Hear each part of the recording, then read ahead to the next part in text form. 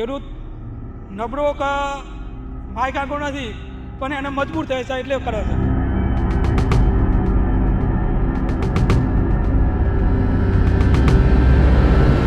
પણ જો પાણી હોય તો એક ખેડૂત પોતાની સ્વાભિમાનથી જીવી શકે.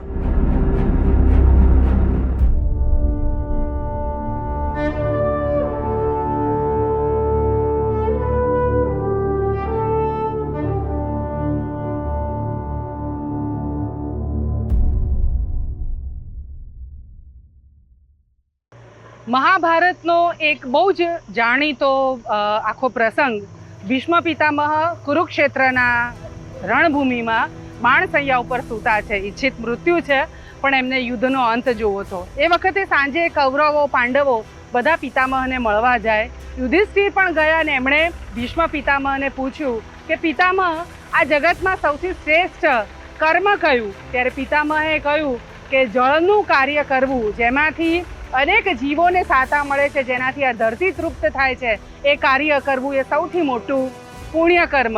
આપણા ધર્મશાસ્ત્રોમાં પણ જેની વાત અનેક ધર્મશાસ્ત્રમાં આ વાત કહેવામાં આવી છે. છતાં પણ પાણીના કાર્યોમાં ઈચ્છિત જે યોગદાન સમાજ તરીકે આપણે કરવું જોઈએ એમાં આપણે નથી કરતા. તમે સૌ આ વાતમાં સહમત પણ થશો.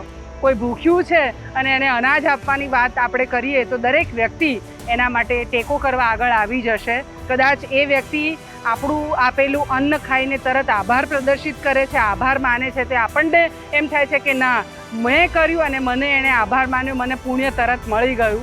જળનું કાર્ય એવું છે કે આમાં અનેક જીવો, એટલે કાચબા છે, જમીનમાં પાણી જશે તો ઝાડ સરસ રીતે પાંગરશે, ઉછરશે, પક્ષીઓ પણ ત્યાં આગળ બેસશે, કેટલા બધા જીવોને સાતા મળશે. પણ એ જીવો એક પણ આવીને જેણે આ કાર્ય કર્યું છે એને આભાર પ્રદર્શિત નથી કરતા. એટલે કદાચ આપણને જે ટેવ પડી છે ને કે મેં કર્યું તો તાર મને કહેવાનું, એ નથી બોલતા, એટલે આપણે આ કાર્યનું બહુ મહત્ત્વ નથી સમજતા.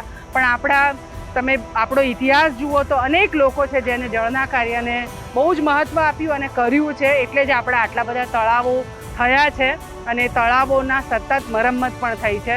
અમે જળના કાર્યને કરીએ. સંસ્થા સાથે સંકળાયેલા અનેક સ્વજનો એવા છે કે આ કાર્યમાં ખૂબ મનથી અનુદાન આપે છે. જેમ ઉલ્લાસભાઈ પે માસ્ટર, દહેગામનું આંગુથલા ગામ છે અને કરવા માટે એમણે અનુદાન આપ્યું ને સુજલામ સુફલામ અભિયાનનો નાનકડો ફાળો, તો એ મળી અને ગામ લોકોએ પણ માટી ઉપાડવાનું કામ સ્વીકાર્યું. આ વિસ્તાર એવો છે કે પાણીની ખૂબ ભૂખ છે, પણ બહુ જાગૃત નથી એવું ચોક્કસ કહીશ. જેમ બનાસકાંઠા અને પાટણ, ખાસ તો બનાસકાંઠાને એવું કહીશ કે પાણી માટેની ભૂખ એટલી બધી છે કે ખેડૂતો એકદમ સજાગ છે અને પાણીના કાર્યો કરવા માટે તત્પર છે.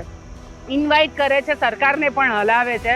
આ વિસ્તારમાં હજી એટલી સજાગતા નથી, પણ આપણે પ્રયત્નો કરી રહ્યા છે. અમે પૂજન કર્યું જ્યારે તળાવનું કામ શરૂ કરવાનું હતું એ વખતે. આજે હું પાછું જોવા માટે આવી છું અને ગામનો જે ઉત્સાહ જોઈને તો ખૂબ રાજી છું. કેટલા બધા ટ્રેક્ટર છે, એમને એમ છે કે બેન ખૂબ મોટું કરજો, કેમ કે તળાવ અમારા જીવવાનો આધાર છે.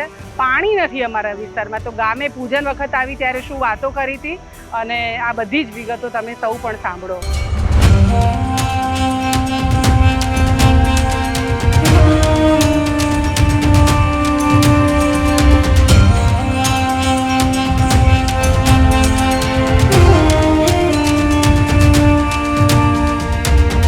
કારણ કે પહેલાંના સમયમાં અમારો જે આ વિસ્તાર છે એમાં પાણીની બહુ જ તકલીફ હતી, બરાબર છે.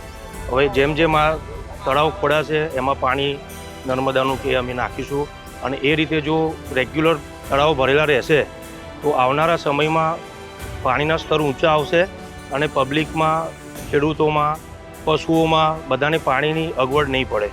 એટલે આ જે બી થઈ રહ્યું છે સારું થઈ રહ્યું છે અને તળાવ આ રીતે ગોળાઈ અને એમાં પાણી નાખવાની પ્રોસેસ પૂરી થાય પછી બધાને પાણીનો સારો એવો લાભ મળે તેમ છે.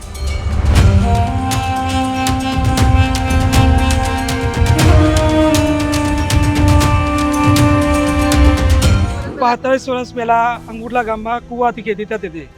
બરદથી ગાઢા પેલા ખેંચતા હતા પાણી નીકળતું હતું. પછી ધીરે ધીરે પાણીનો જેમ વરસાદના જે છોડ ઝાડવાના લીધે આપણે પાણી નથી પડતું વરસાદનું, જે જમા નથી થતું, એના લીધે અત્યારે 550 ફૂટ ઉપર નીચે પાણી માટે જવું પડે છે. કે અત્યાર સુધી હું તમને એક ઉદાહરણ કહું કે આપણે બેંકમાં પૈસા 10 લાખ રૂપિયા મૂક્યા, પણ 10 લાખ મૂક્યા પછી આપણે રોજ કાઢ્યા, આજે 50,000 કાઢ્યા, લાખ કાઢ્યા તો એ ઝીરો થતું જશે. એમ આપણે પણ પાણી એવું પરિસ્થિતિ કે જે પાણી કરવું એ પહેલાં જે હતું એ આપણે ખેંચી લીધું, બધું પાણી વાપરી ગાલ્યું, પણ પાણી આપણે પાછું જમા કરાયું. તો વરસાદનું જે કુદરતી પાણી આવે કે અથવા તો નર્મદાનું જે પાણી આવે એ અંદર આપણે જમીનના અંદર જાય એવું કોઈ વ્યવસ્થા કરી નથી. પણ એના માટેનો આ પ્રયાસ કરશું તો આપણે પાણી ઊંચું આવશે.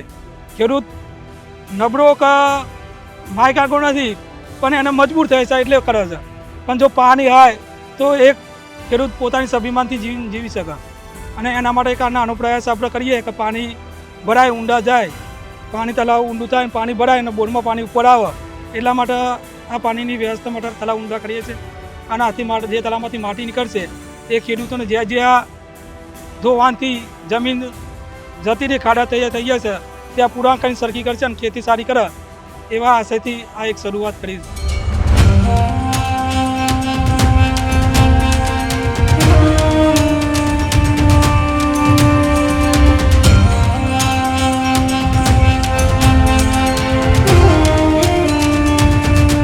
જળનું કાર્ય કરવા જેવું છે. એટલે તમને સૌને કહીશ કે ઈશ્વરે જો તમને ક્ષમતા આપી હોય તો ફૂલ નહીં તો ફૂલની પાંખડી પણ આ જળના કાર્યમાં અર્પણ કરવી જોઈએ. જળ વગર આપણી એક પણ વિધિ નથી થતી. જળનું કામ સૌથી પહેલાં થાય છે. તો એવા કાર્યમાં આપણે નિમિત્ત બનીએ તો કેટલું મોટું પુણ્ય કર્મ છે. તમે સૌ પણ જોડાવ એવી પ્રાર્થના, આશા.